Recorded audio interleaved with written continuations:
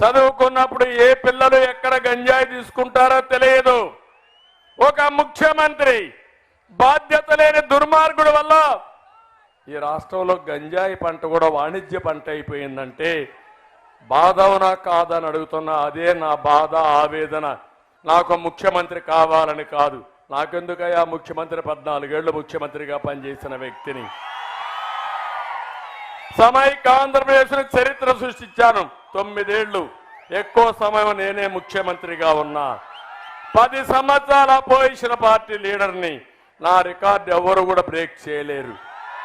కానీ నా బాధ, నా ఆవేదన మిమ్మల్ని గురించి, ఈ రాష్ట్రాన్ని గురించి, ఈ ఆడబిడ్డల గురించి, ఈ పిల్లల గురించి ఆలోచిస్తున్నా. అది నా బాధ, నా ఆవేదన.